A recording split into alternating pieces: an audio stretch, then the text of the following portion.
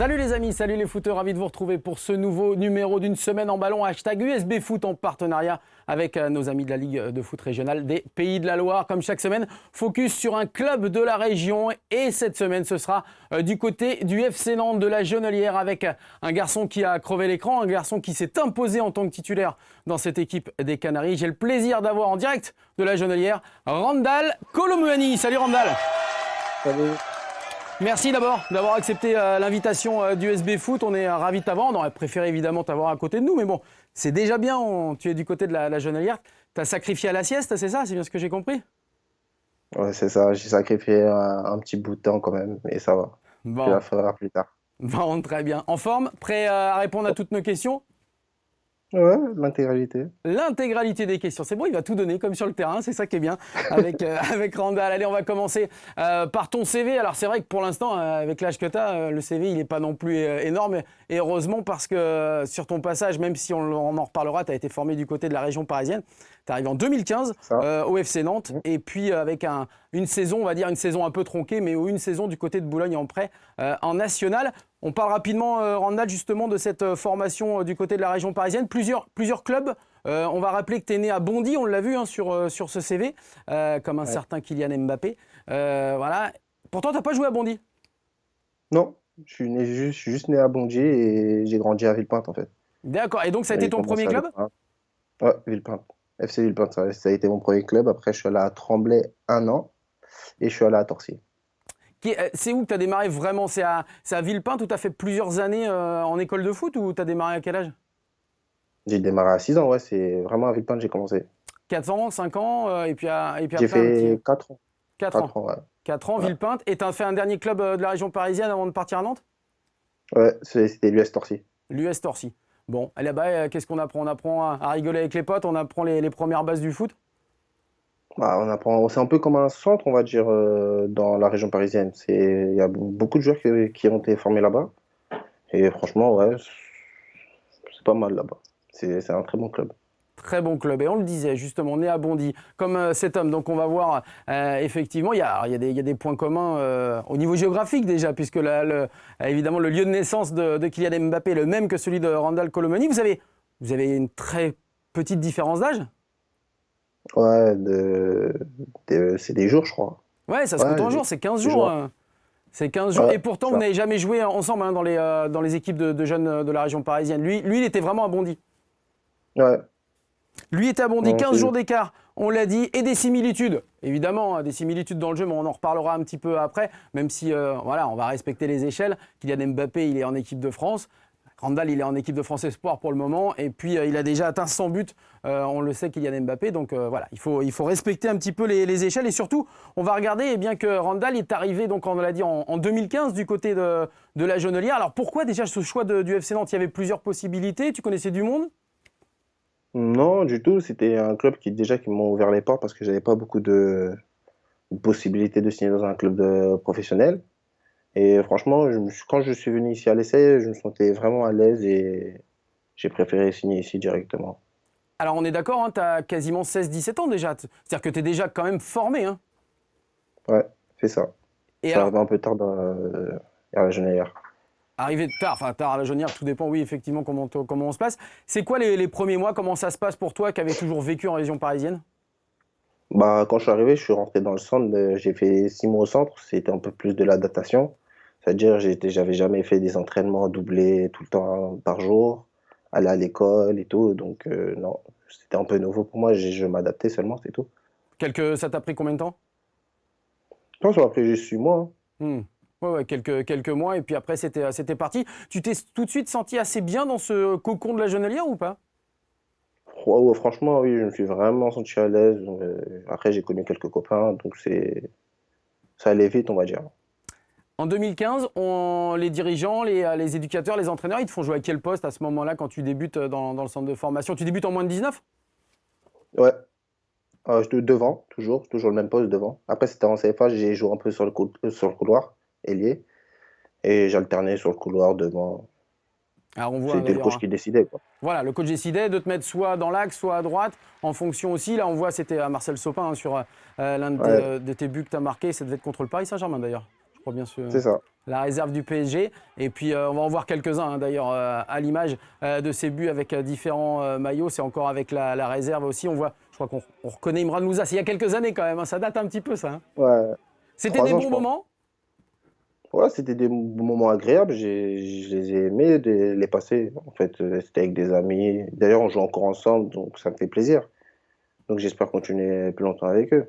Alors là, le dernier but, c'était pas avec l'équipe réserve, c'était en stage sur le groupe professionnel. Je crois bien que c'était d'ailleurs le dernier stage que tu as effectué avant la reprise de la saison. C'est ça. Voilà, C'était l'équipe. les stages, Oui, vas-y, excuse-moi. excuse-moi, des stages de début de saison. Le stage de début de saison. Donc ça fait, Ouais. allez, 2 ans, 3 ans au niveau du centre de formation. Tu signes un premier contrat, on en reparlera tout à l'heure, professionnel en 2017. Et Mhm. puis tu te sens obligé un petit peu de partir après. Comment ça se passe? Non, du tout. Je reprenais avec les pros. J'ai fait une fois, 2 fois, même 3 fois. Mais en fait, je faisais toujours l'ascenseur, on va dire. Je montais avec les pros, je descendais, je faisais des matchs avec la réserve. Je voulais un peu plus connaître l'équipe première d'un club et j'ai préféré aller en prêt et ça a été bénéfique pour moi, on va dire. Voilà, et la direction Boulogne, avec cet homme qu'on va voir en image également. Tu vas nous expliquer d'ailleurs ce choix parce que, ancien Nantais, hein, Laurent Guyot, actuel encore C'est entraîneur ça. de Boulogne, Aurélien Capou, directeur du recrutement à Boulogne, ancien Nantais également. Comment ça s'est passé? C'est vraiment des connaissances? Comment ça s'est fait? Non, c'est pas des connaissances, je les connaissais juste de nom, on m'avait déjà un peu parlé d'eux. Et ouais, franchement, j'ai apprécié de travailler avec eux, évoluer avec eux, progresser avec eux surtout. Parce que dans ma progression, ils ont énormément compté, donc ça m'a fait plaisir d'aller à Boulogne en fait. Et ça s'est super bien passé. On va en reparler tout de suite. Justement, on a vu Laurent Guyot, l'entraîneur de Boulogne. On va rien cacher. On l'a eu quand même cette semaine, évidemment, en interview. On l'a appelé. Il était ravi de pouvoir parler de toi. Alors, au début, on lui a posé la question. Il paraît que Randal Colomouani, c'est un introverti. C'est vrai, Laurent? Je pense que c'est aussi une manière de se protéger un peu, mais non, croyez-moi, il est capable de mettre de l'ambiance, il est capable de très bien s'intégrer et d'être dans un groupe. Non, mais moi, franchement, je n'ai que des compliments à faire. Hein.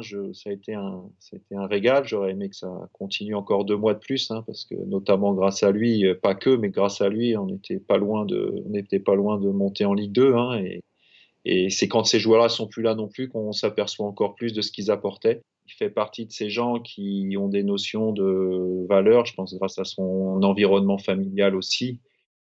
Voilà, des valeurs, un régal, quelqu'un à qui je n'ai rien à redire sur le plan, justement, du travail. Que de compliments. Ouais, ouais, c'est vrai, d'avoir des compliments comme ça fait vraiment plaisir. Après, je suis comme ça, c'est mon entourage, ils sont tous souvent avec moi, toujours derrière moi. Et c'est comme ça qu'on évolue, quoi, on progresse. Alors le départ justement du côté de Boulogne, c'est vrai que nous on avait suivi quand même, t'es pas en premier pas en moins de 19, après en équipe réserve, et puis on s'est dit, bon il part à Boulogne national pour se forger un petit peu. On va regarder d'ailleurs, hein, tu as fait une très belle demi-saison. Alors il y a eu 2 trucs, il y a eu les 2 cartons rouges quasi successifs qui t'ont privé de 8 matchs, et puis il y a eu tes buts, Ouais, c'est ça. 3, on les voit hein, ici, 5 passes décisives. En termes de statistiques, est-ce que tu sens que tu avais franchi un palier là-bas? Oui, je le sentais un peu plus, mais je sens que je pouvais mieux faire, en fait. Parce que j'ai mal débuté, on va dire, avec mes 2 rouges qui m'ont un peu coupé dans ma progression, mais je pense que je pouvais mieux faire. Et ça se passe quand même bien avec, bon là c'était le jaune non pas du FC Nantes mais bien de Boulogne avec ce penalty concédé. C'est vrai que Boulogne eh bien, ne montera pas malheureusement, même si vous avez été tout près de cet exploit. Mais du côté de Boulogne, en tout cas on se souvient parfaitement de ton passage. Il paraît d'ailleurs que tu n'étais pas non seulement un compétiteur sur le terrain, mais il y avait une histoire de petits paniers de basket à Boulogne où tu étais pas mal aussi, il paraît. Ouais, c'est vrai, c'est vrai. Le basket, j'aime beaucoup. Et j'étais très, très, très bon à cette compétition-là. Ils le savent encore, je le pense. Ouais, parce qu'il paraît que tu chambrais un petit peu parce que tu étais au-dessus du lot. Ouais, je me sentais à l'aise, hein. Franchement, je me sentais à l'aise et franchement, j'étais très, très fort. Bon, c'était un petit panneau de basket qui était installé dans les équipements, dans les infrastructures. Ouais, ouais, c'est ça. En fait, on pouvait jouer avant l'entraînement, mais pas trop longtemps. Mais après l'entraînement, quand tu finis tes affaires ou quand tu attends un truc, ça, c'était sympa. Allez, on a vu hein, justement ton passage du FC Nantes à Boulogne et puis on va reparler du retour du côté du FC Nantes. Mais je voulais qu'on fasse un point. On regarde ces images parce que ça, on parlait de 2017, signature du contrat pro. Vous êtes 8 au FC Nantes à signer professionnel. On le dit, les difficultés pour tous les jeunes de pouvoir passer un jour professionnel, elles sont là, elles sont bien présentes. Il va y avoir des gens qu'on a vus, qu'on va voir sur ces images, si ça peut partir du côté de la régie. Pour l'instant, ça n'est pas le cas, mais en tout cas, eh bien, voilà, on va le voir. Il y a des garçons comme José Waou. La plupart de ces garçons, les 7 autres avec toi, jouent actuellement en National 2. D'où la difficulté de se faire vraiment un chemin et une place au sein de la Ligue 1. Tu es le seul. Au jour d'aujourd'hui, au mois de janvier 2021, tu es le seul titulaire en Ligue 1, même s'il y a Thomas Basila qui fait partie du groupe professionnel de Nantes. Eli Youan qui est également à Saint-Gall en Suisse. Mais c'est quoi? Ça veut dire que la difficulté, elle est énorme pour arriver au plus haut niveau? Oui, franchement, il faut de la rigueur. Après, c'est aussi de la chance. Ils n'ont pas eu de leur chance peut-être avec l'équipe première. Et moi, j'ai su la tenir, on va dire, aujourd'hui. On m'a tenu la main et j'ai su la saisir. Donc, j'en suis conscient, en fait, de voir qu'il y a d'autres qui voudraient être à ma place, en fait. Chacun son chemin, chacun sa trace, chacun sa façon aussi d'arriver au plus haut niveau, évidemment que ce soit de la Ligue 1, mais aussi du National ou de la Ligue 2. Effectivement, on l'a vu, ces images des contrats jeunes. On sait aussi que il y a l'équipe de France Espoir, on en reparlera un petit peu, il y a la France, il y a le Congo aussi, puisque c'est vrai que c'est un pays qui te tient évidemment à cœur, puisque c'est un pays familial. On va regarder une petite danse, parce qu'il y en a énormément de danses au niveau du Congo. Alors tu vas pouvoir nous dire, là je crois qu'il y a le Fimbu, c'est ça? Alors ça c'est le Soso. Je crois que c'est le Soso, ça. Non, c'est ça? Ouais, c'est ça. C'est le Soso, ça. Tu sais le danser? Non, ça, je sais pas le danser. Moi, je danse que le Fimbu, moi. Ah, le Fimbu, justement, on va le voir. Le Fimbu, le voilà. Avec aussi la chicotte. La chicotte, c'est le fouet. Ouais. Franchement, t'arrives à le danser? Faudra qu'un jour, tu nous le montres. Franchement, je vais essayer en célébration si je marque en Ligue 1. C'est vrai? Ouais. Eh ben, la dédicace, on compte sur toi, évidemment, lorsque ce sera le cas, et on le souhaite, bien évidemment. Le Fimbu, la prochaine dédicace sur le but de Randal Kolo Muani. Alors, évidemment, dans le monde du foot, on vient de le voir, il y a la musique, il y a la danse, ou plus largement la culture. Eh bien, tout ça, ça tient une grande place dans le milieu du foot, parfois avec bonheur, ou pas. C'est ce que nous raconte Richard Coffin. Ah, foot et culture, l'éternel cliché. Non, Umut Bozok, l'attaquant de Lorient, ne fait pas que marcher sur la plage ou courir après un ballon. Écoutez plutôt. Conservatoire à 6 ans, solfège, piano. Umut Bozok n'a rien perdu de son côté artiste, tant mieux. Autre footballeur, autre ambiance. Pedro Rebocho, l'ex-défenseur de Guingamp, tâte du micro et s'affiche sur les réseaux. Ok, on ne va pas détailler tous les footballeurs, rappeurs ou l'inverse. Se donner de la voix autant que du ballon, ça ne date pas d'hier. Petite parade d'anciens footballeurs, chanteurs.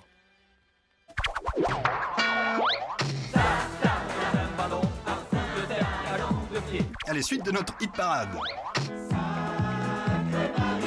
Moi je viens d'un pays chaud. Et les deux font la paire, c'est bien connu. Et fin du suspense, voici le numéro 1. 1986, Joël Batz et son gros escargot.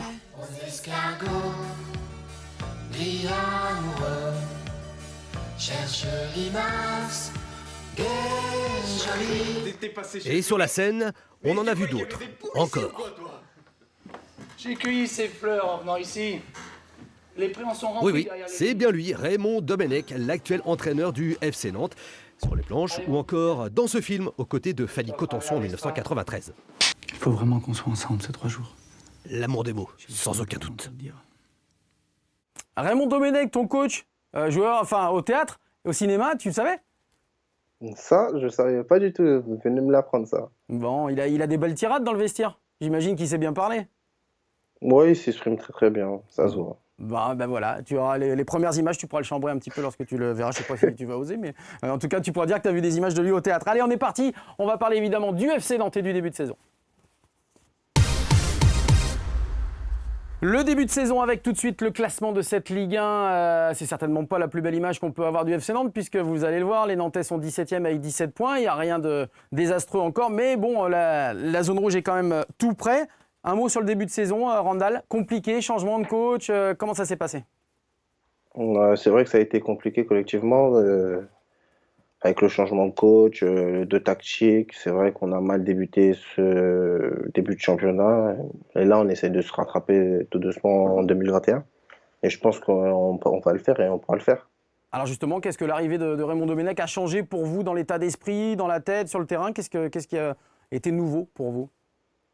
Déjà, on ne défendait pas tous ensemble. Déjà, on joue un peu individuellement. Là, on essaie de jouer collectif, ensemble, et on défend tous ensemble. Donc, on est en bloc, donc on prend moins de buts déjà, donc ça se voit. Ça se voit effectivement. Raymond Domenech a eu des mots assez sympas pour notamment Koulibaly, qui joue également attaquant FC Nantes. Et nous, on lui a posé la question. Alors, Randal Colomani, comment vous le trouvez? Sa réponse. J'ai trouvé dans cet attaquant, je veux dire, tout ce qu'il y a dans les grands attaquants. Il a cette vitesse, cet enchaînement. Il est capable de répéter en plus les efforts. C'est pas un fainéant. Donc maintenant, le seul truc qu'il faut qu'il arrive à trouver, c'est ce changement de rythme entre les efforts pour se créer des occasions et puis le moment où on se crée l'occasion. Voilà. Mais il a tout. Il a tout et il va y arriver. Je n'ai aucune inquiétude là-dessus. Voilà, le même discours que celui qu'a tenu Laurent Guyot au cours de l'interview qu'on avait faite avec l'entraîneur également de Boulogne. Ça fait plaisir, ce type de discours? Ça veut dire qu'on compte sur toi? Oui, ça veut dire qu'on compte sur moi, oui, ça fait vraiment plaisir. Donc, en fait, c'est à moi, j'ai les cartes en main, on va dire, entre guillemets. C'est à moi de faire la différence, comme il a dit le coach. Le temps que je crée l'occasion et l'occasion. Effectivement, avec ces images d'entraînement où tu participes, on va tout de suite s'intéresser, puisqu'on parlait du FC Nantes et de Randal Colomani, aux ambitions. Alors, je sais ce que tu vas me répondre. Les ambitions, à titre collectif, c'est un maintien du FC Nantes, tranquille en Ligue 1, pour faire plaisir à la fois à l'équipe, au groupe, au club, aux supporters. Mais à titre individuel, on t'entend partout aller du côté de l'Allemagne, notamment. Alors, je ne veux pas que tu répondes pour l'instant, mais on a posé la question à Laurent Guyot. D'abord, est-ce que l'Allemagne, pour un garçon comme Randal Colomani, ce serait une bonne solution? Le championnat allemand a quand même des exemples de jeunes joueurs français avec du potentiel à différents postes. Je pense à Zagadou, par exemple, ou Marcus Thuram. Voilà, donc ils connaissent la qualité, ils savent qu'il y a un travail en France qui est fait de qualité, ils les récupèrent, ils ont l'argent pour les récupérer. Puis en plus, c'est un football assez ouvert pour des joueurs offensifs comme Randal ou d'autres. C'est vrai que c'est forcément des clubs qui sont intéressés par ces joueurs-là parce qu'ils vont être capables à la fois de leur apporter des points et puis de les valoriser financièrement également. Voilà, Randal, l'Allemagne, ce sera pour janvier, ce sera pour juillet ou ce sera pour dans un an?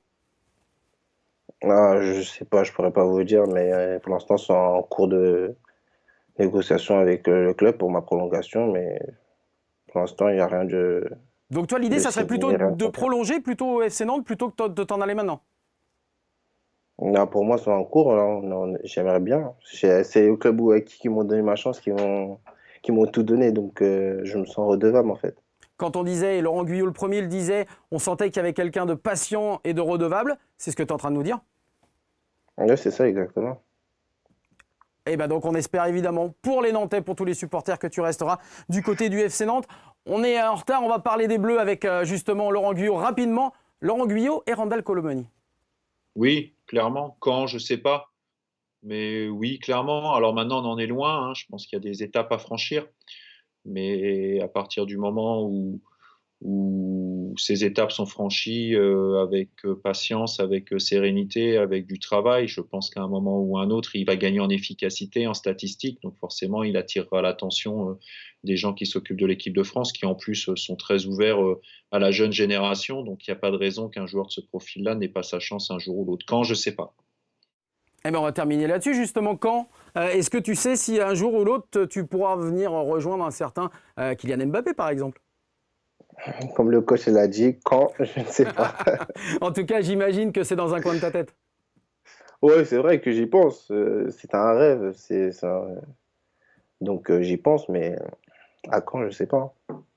Bon, eh ben écoute, en tout cas, on te remercie énormément pour cette invitation que tu as acceptée ici sur le plateau du SB Foot. On te souhaite plein de bonnes choses, Randal, à la fois avec le FC Nantes, mais également dans cette année 2020-2021 avec la famille, avec les amis et avec tout ce petit monde. Et puis nous, on se retrouve jeudi prochain avec un joueur, cette fois, du Stade Lavallois. Merci, Randal. Très, très bon après-midi. Merci et à très vite. Ciao.